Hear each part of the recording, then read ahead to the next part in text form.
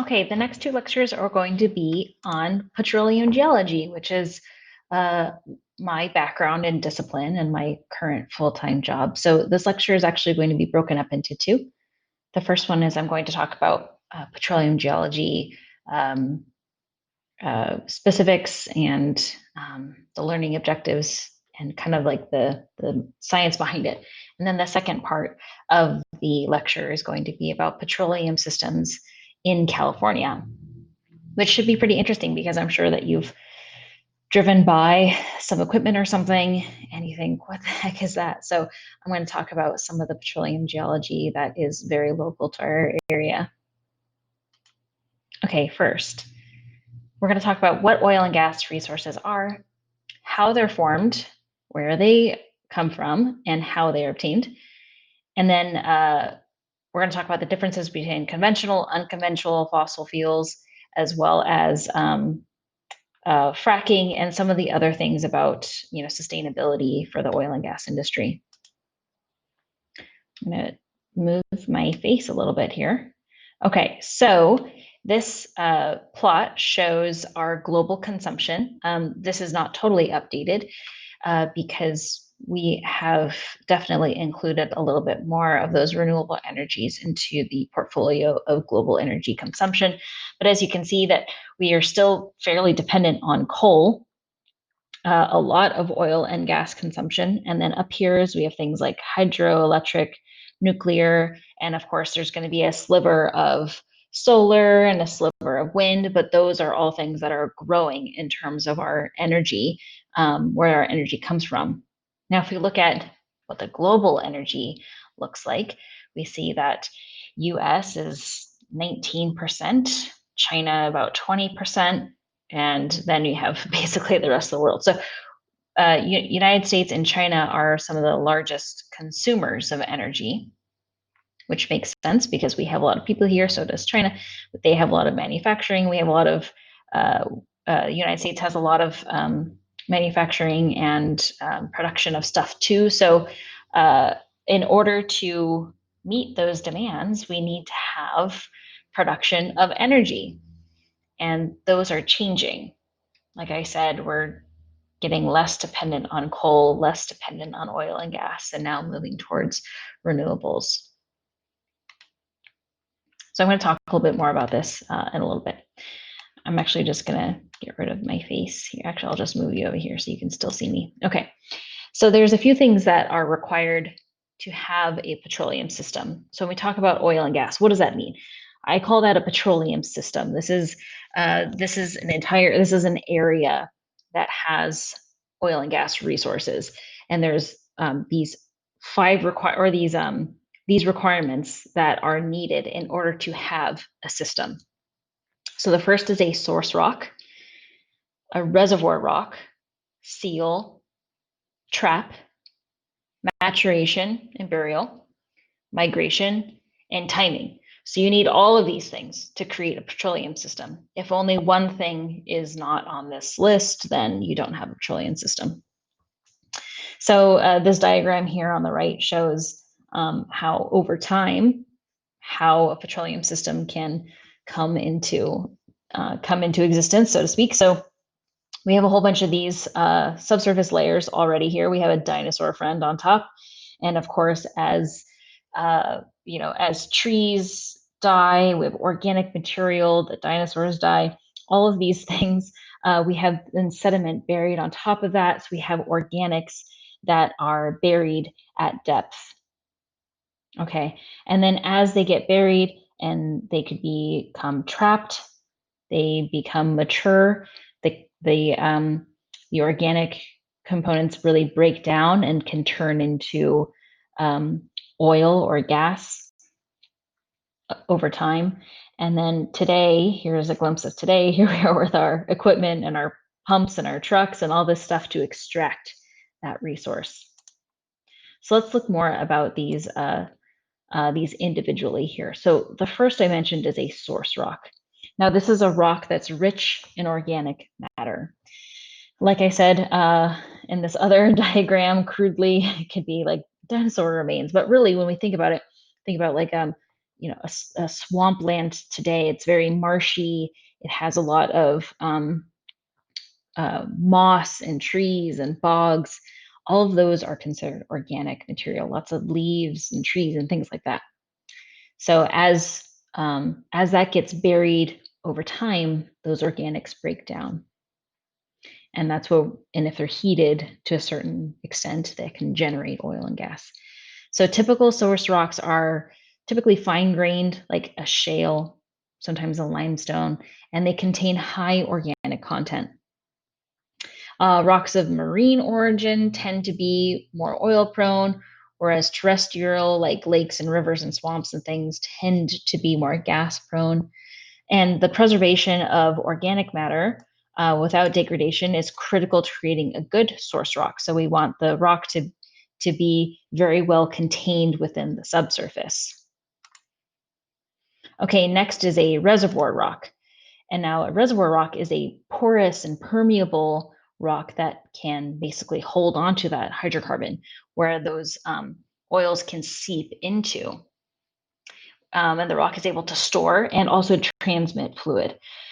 Now, sedimentary rocks are the most common type of reservoir rocks because they generally have higher porosity and permeability.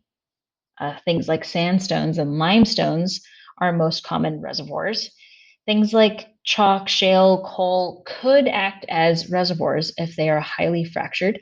And we're going to come to this a little bit more because when we talk about unconventional versus conventional. Okay, so next we need a seal. Now, a seal is a relatively impermeable rock, like shale or a salt or something that can form a barrier or a cap above or around a reservoir rock, such that the fluids do not migrate out of the reservoir in the subsurface.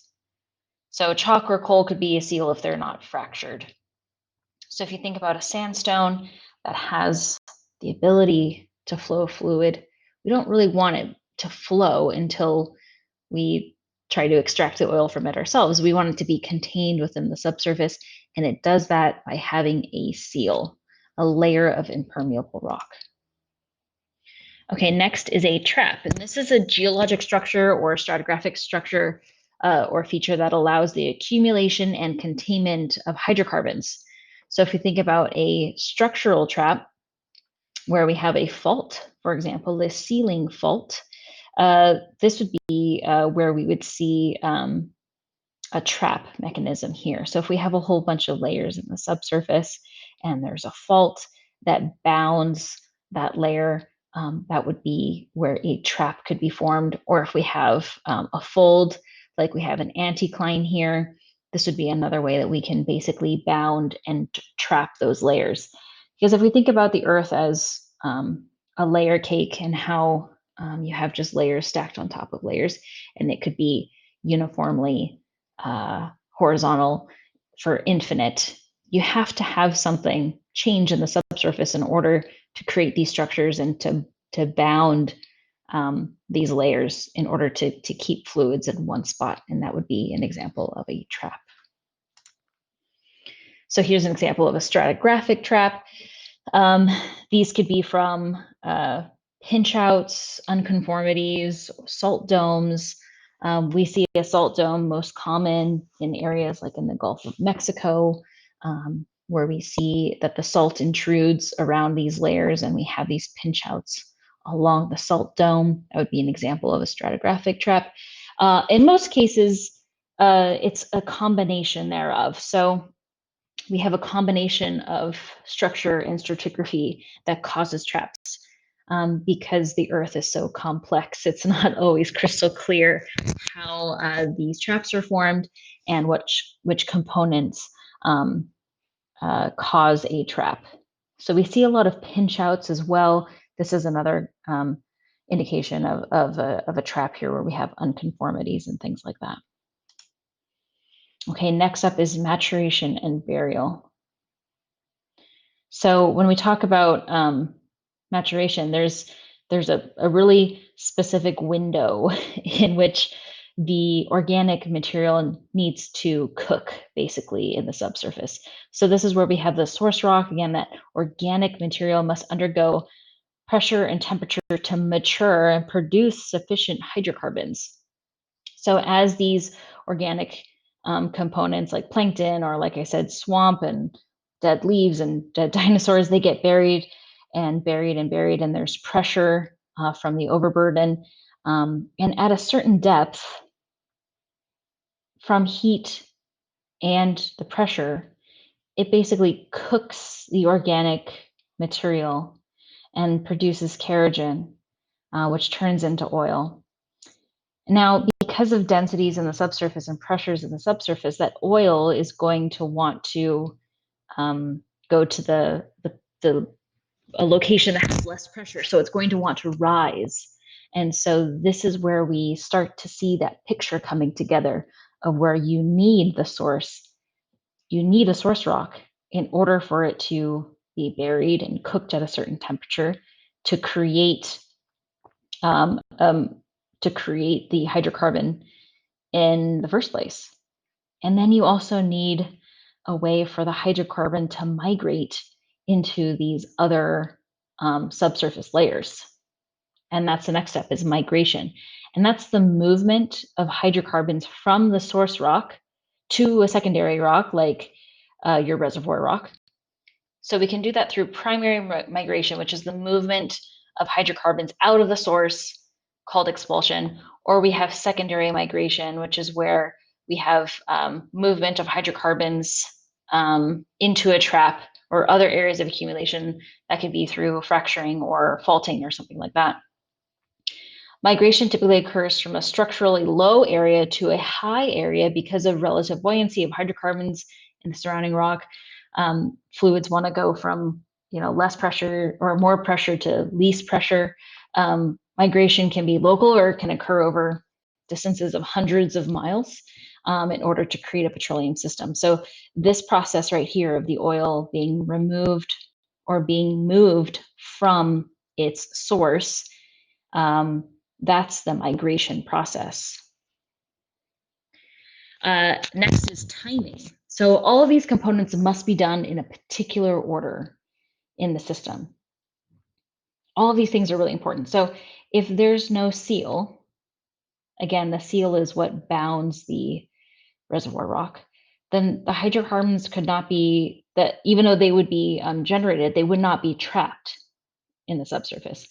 So if there's no, if the source is there, but it's not mature enough, the oil isn't being cooked at the right temperature and it can't be stored.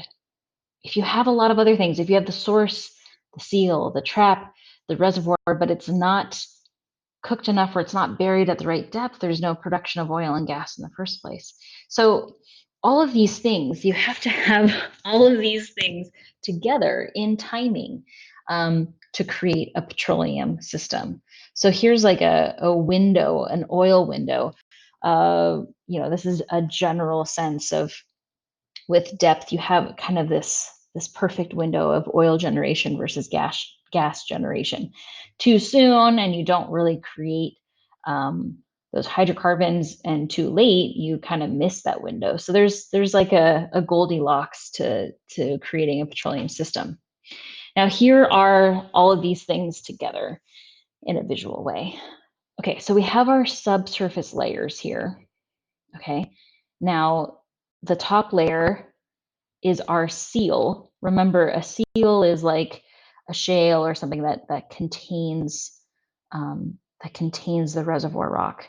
Now the reservoir rock here is in yellow. Think of this as like a sandstone. Now below that is our shale. This is our source rock in this bluish color. Now the source rock has high organic content. It's been buried and it has gone through the maturation window, and the oil that's created in this source rock has migrated from perhaps natural fractures in this shale into our reservoir rock, into that sandstone. Now it's accumulating along this fault here, and that's our trap. This fault is impermeable.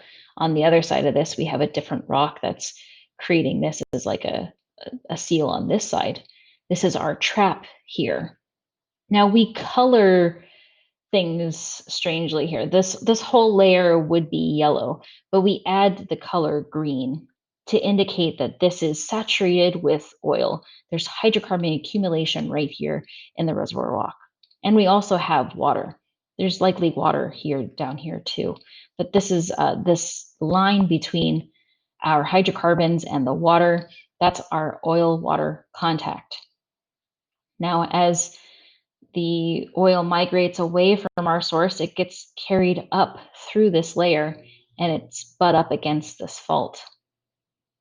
Okay, so there's everything here that we just talked about all in one picture. We have our source, we have our seal, we have our trap, our reservoir rock, our source rock, our maturity, our timing, our migration. Everything is here. And how cool is that to think about all of those things coming together? Now that's a little bit difficult to conceptualize. So what I'm going to do is try to show you a petroleum system demo using a piece of cake. And the cake, not this one on the picture here, I don't think mine's going to turn out nearly as nice. But you could think of the layers of a cake like this petroleum system. You could think of the cake itself as a reservoir rock or sandstone. The frosting in between the layers are like the seal. Of course, we could think about, maturation is how we bake the cake, and the trap is, the frosting along all the edges of the cake. So perhaps this is a way to show you how we can create a petroleum system. Let's create a petroleum system.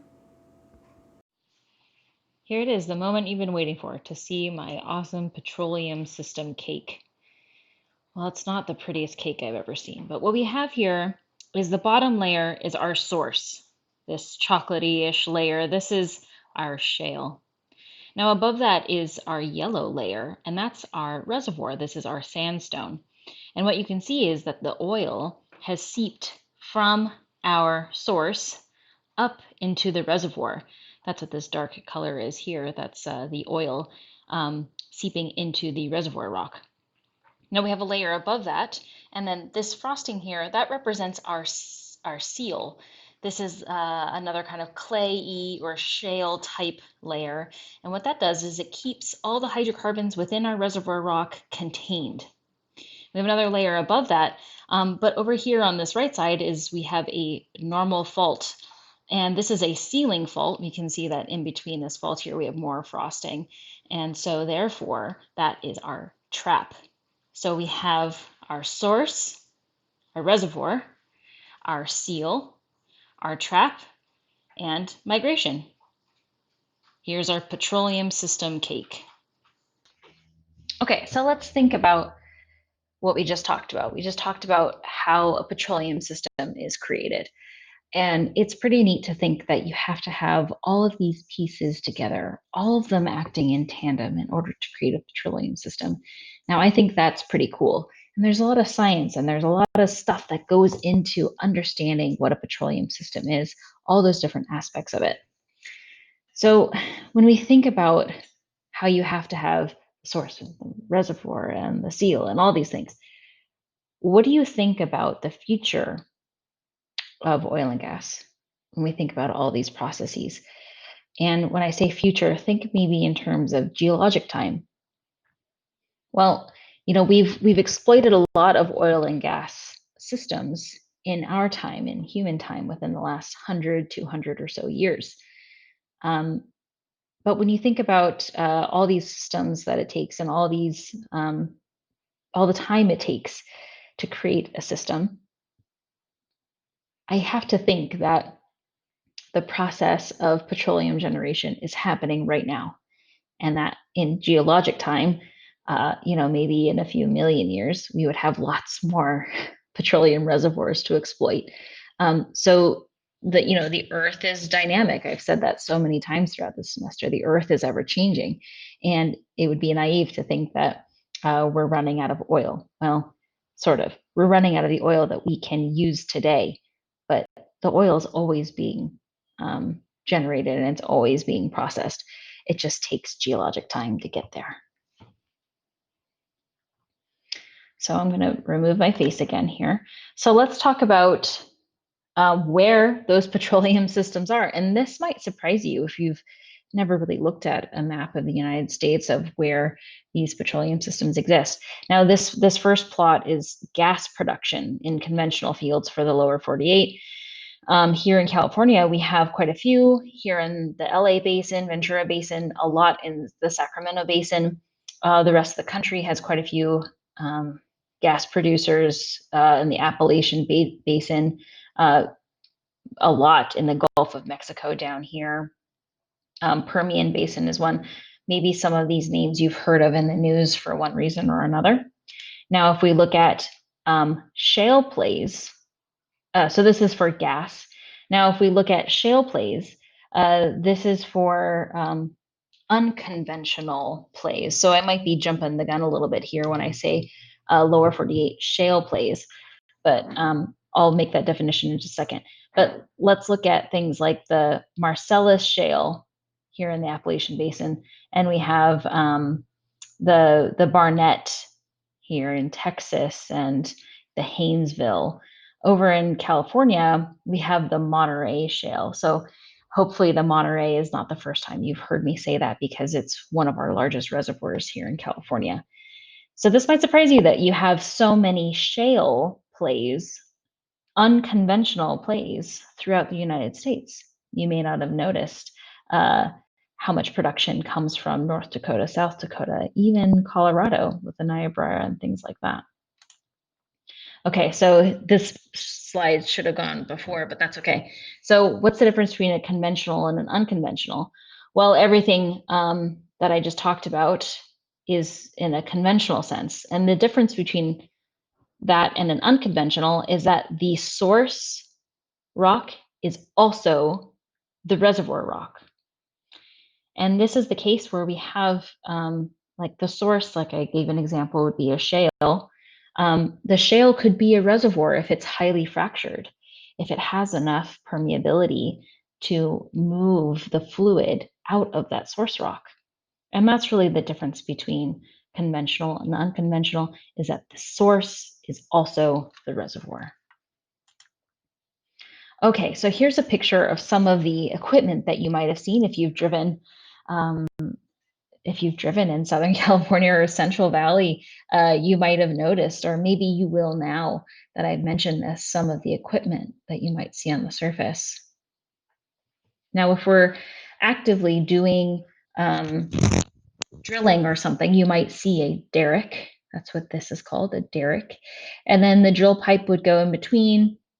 At the end of that, you have a drill bit that would rotate and drill down into the subsurface. And so these pictures kind of step through the different stages of production, so to speak. So if we're just starting up, we have our drilling, and then we would, of course, set the casing and do all the stuff here, and then we would put a pump on it. Now this is called a horse head. You might have seen this. They're easy to see, and this is called a horse head because its head bobs up and down, and with that is a pump that pushes fluid into this fluid column, and that allows the fluid to be removed from the reservoir at a consistent rate. Now, in this case, there's a storage tank right next to the horse head, but sometimes there's lots of pipes that connect a horse head from to another, or to a storage area, or to a facility. So you might see some pipes along the road, and we use a lot of pipes to transport oil, from a well to a storage tank, or from a processing plant across the country or across state lines. And we see that more, not necessarily across state lines here in California, but in other parts of the country. And of course, whenever we need to transport stuff, it has to be refined and has to be used in used for different purposes. So depending on where you get your oil, it might have different components to it. It might be more viscous. It might have certain gases with it and things like that. So it has to be processed. It has to be refined. And so here in California, a lot of the oil from our area, from Ventura County, gets piped or trucked down to El Segundo, where there's a large refinery. And maybe you've seen that. Maybe you've seen it from LA Airport. If you've ever flown out of LA, maybe next time try and take a look of near El Segundo, you'd see something like this with all of the equipment for the refinery right there. Okay, so here's a video on briefly how drilling is done. So I highly recommend you check this out because this solidifies a lot of those concepts that I just discussed. After the well site has been carefully prepared to meet environmental, health, and safety standards, drilling can begin. This is an intricate operation requiring a well-planned infrastructure. A variety of processes and expert, well-trained specialists are used to bring natural gas to the surface. Chesapeake works with these experts during every aspect of the project, while strictly adhering to all individual state regulations. During the drilling process, the rig is in constant operation 24 hours a day, 7 days a week, for approximately 21 to 28 days. As an added precaution in some areas, a protective mat covers 2/3 of the pad site. Utilizing heavy-duty industrial-strength drill bits, a typical well is drilled in several stages, starting with a large diameter drill bit and then successively smaller drill bits as the drilling is advanced. After drilling each portion of the well, nested steel protective casing is cemented into place. This will protect groundwater and maintain the integrity of the well. Initially, and prior to moving in the drilling rig, a large diameter hole is drilled for the first 50 to 80 feet. Conductor casing is then cemented into place, stabilizing the ground around the drilling rig and wellhead, and isolating the well from most private water wells. In the Marcellus area, the freshwater zone extends to approximately 800 feet below ground. The freshwater zone consists of porous sandstone and rock stratas containing water within the pore space of the rock. Chesapeake utilizes air drilling until the hole is advanced to an average of 100 to 200 feet below the base of the freshwater zone. This provides added protection to the freshwater zone. A series of compressors and boosters generate the air that is used to lift the rock cuttings and fresh water into steel bins. The rock cuttings are then disposed of within state guidelines and permits. The drilling equipment is retracted to the surface and stored for the second stage of drilling. To protect the integrity of the hole and to protect the surrounding deep freshwater zone, a second layer of steel casing, called surface casing, is installed and cemented inside the newly drilled hole and conductor casing. Cement is pumped down through the surface casing and up along the sides of the well to provide a proper seal. This completely isolates the well from the deepest of private or municipal water wells. A blowout preventer is installed after the surface casing has been cemented. The blowout preventer is a series of high-pressure safety valves and seals attached to the top of the casing to control well pressure and prevent surface releases. Next, a small drilling assembly is passed down through the surface casing. At the bottom of the casing, the bit drills through the float equipment and cement, continuing its journey to the natural gas target area as deep as 8,000 feet below the surface. The drilling method employed below the surface casing uses drilling mud, which is a non-hazardous mixture based on bentonite clay or synthetic thickeners. In addition to lifting the rock cuttings out of the hole, drilling mud also helps to stabilize the hole, cool the drill bit, and control downhole pressure. A few hundred feet above the target shale, the drilling assembly comes to a stop. The entire string is retracted to the surface to adjust the drilling assembly and install a special drilling tool. This tool allows Chesapeake to gradually turn the drill bit until a horizontal plane is reached. The remainder of the well is drilled in this horizontal plane while in contact with the gas-producing shale. Drilling continues horizontally through the shale at lengths greater than 4,000 feet from the point where it entered the formation. Once drilling is completed, the equipment is retracted to the surface. Then, a smaller diameter casing, called production casing, is installed throughout the total length of the well. The production casing is cemented and secured in place by pumping cement down through the end of the casing. Depending on regional geologic conditions, the cement is pumped around the outside casing wall to approximately 2,500 feet above the producing shale formation or to the surface. The cement creates a seal to ensure that formation fluids can only be produced via the production casing. After each layer of casing is installed, the well is pressure tested to ensure its integrity for continued drilling. A cross-section of the well below surface reveals several protective layers: cement, conductor casing, cement, surface casing, drilling mud, production casing, and then production tubing, through which the produced gas and water will flow. 7 layers of protection. Horizontal drilling offers many advantages when compared to vertical drilling. Since horizontal wells contact more of the gas-producing shale, fewer wells are needed to optimally develop a gas field. Multiple wells can be drilled from the same pad sites.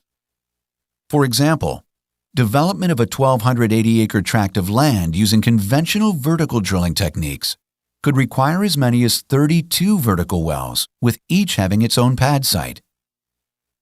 However, one multi-well pad site with horizontal wells can effectively recover the same natural gas reserves from the 1,280-acre tract of land while reducing the overall surface disturbance by 90%. So in that video, they showed drilling to about 8,000 feet. So how deep is deep? It's hard to conceptualize what 8,000 feet looks like or what 1,000 feet looks like. So here's an image on the left that I've broken up into 2 here so that we can look at it in a little bit more detail. So when we think about how to conceptualize depth in the subsurface and the depth of oil wells, here's a bit of reference right here. The Burj Khalifa is the largest or the tallest building I think it's in Dubai. Correct me if I'm wrong. And that building is 2,700 feet tall, 2,723 feet tall. Now that's a very tall building.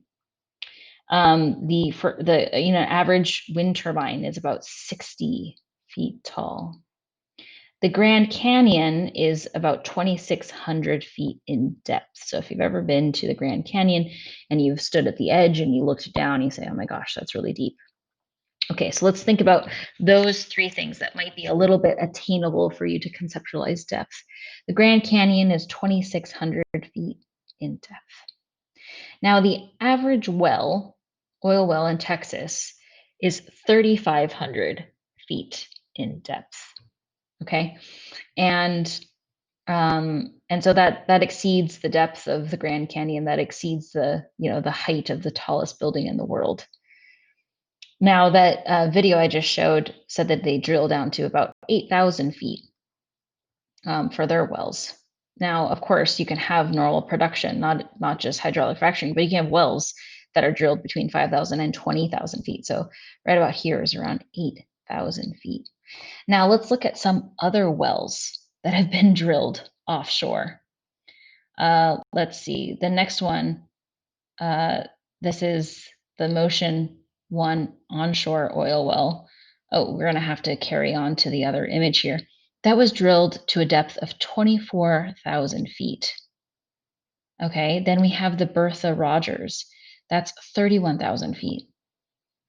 Now, BP's Deepwater Horizon offshore well, you've probably heard about that in the news, and maybe you've seen the movie. That was drilled to a depth of 35,000 feet. And we have another offshore well at 40,000 feet. Now, if we've explored the Marianas Trench with Challenger, and the deepest it's gone is 36,000 feet. So there have been wells, oil wells, drilled deeper than the deepest exploration by Challenger in the Marianas Trench. How crazy is that? So now if we look at this scale, full scale, the picture on the left, again, if we think about how tall that building is, and this is all the way down here is where we get some of our deepest oil wells. That's really deep. How crazy is that? So hopefully this is a way that you can try to conceptualize depth of oil wells around the world. So let's talk a little bit about hydraulic fracturing. And we've touched on this subject when we've talked about stresses in the subsurface, where when you exceed the fracture gradient, you get earthquakes. You can also get hydraulic fracturing. So I want to get a few questions out of the way here that you might have about hydraulic fracturing. Is it safe? Well, I think yes. I think it is safe when it's done correctly. Does fracking impact drinking water? And part of the diagram that I just showed you should illustrate that where we have oil wells is at a much, much, much greater depth than where our drinking water sources are. And so typically fracking does not impact drinking water. A lot of the issues associated with that is when we're handling those fluids at the surface, but hydraulic fracturing itself does not impact the groundwater. Again, if we go back to this diagram, if we think about a lot of our water sources are within the first 100 feet, 200, maybe the first 1,000 feet, if that, of the subsurface. Well, a lot of our wells and a lot of wells that are performing hydraulic fracturing are much deeper than that. It's really at the surface that we're concerned about where those fluids go that could impact drinking water. Does fracking cause earthquakes? Well, yes and no. Of course, they exceed that fracture gradient. And if you refer back to what I just said about exceeding that fracture gradient, we create our own little earthquakes. And those are called microseismic events. So yes, they create these events. But typically, fracking does not trigger large earthquake events. So where we see a correlation between fracking and earthquakes is generally where we have water injection or water disposal. An influx of water into the system is where we see the correlation between well activity and earthquakes. So there isn't as much of a correlation between fracking and earthquakes as there are with the addition of fluids through water injection or water disposal associated with oil and gas development. Okay, so let's talk a little bit about what hydraulic fracturing is, and maybe you'll be able to conceptualize this a little bit more and understand it and not be so intimidated by the thought. Okay, so we have a rock here, and a rock has natural fracture orientation, or has these natural fractures, or has these natural planes. And so what we want to do when we're fracturing this rock is we want to inject fluid in these points at high pressures to break apart those fractures, to break them open.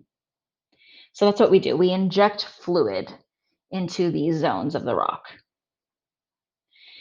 Now, when we inject fluid, we inject water, and sometimes we inject acid or other types of fluids that can help dissolve away some of those materials. So we open up those channels a bit more. And when we push all that fluid in, it opens up more fractures.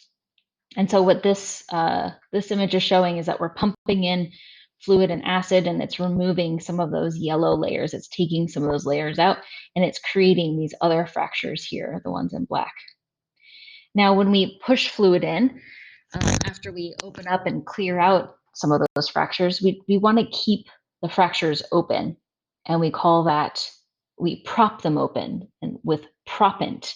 And that's what these orange dots represent. These are little balls of very uniform sand that are shoved into these fractures to keep them open. Now that keeps these channels open for fluid. Now, if there's oil in here between all these fractures and within the rock itself, these fractures allow for fluid flow. So the next step then is to reverse the flow, and that way we can withdraw the oil that comes from this reservoir. So the flow is reversed, and we usually put a pump or something like that to take the fluid out of those fractures. But we want to keep these orange balls there in place so that they can keep those fractures open without withdrawing them from the fluid itself. So in a nutshell, that's what hydraulic fracturing is. And like I said, do they create earthquakes? Well, yeah, they create these microseismic events. Again, these are little pops. Every time that the rock is fractured, it creates these little these little pops in the subsurface. And microseismic events are occurring literally hundreds and thousands of times beneath your feet right now due to changing stresses in the subsurface. So yes, we're creating these mini earthquakes, but those types of events are happening all the time naturally anyway.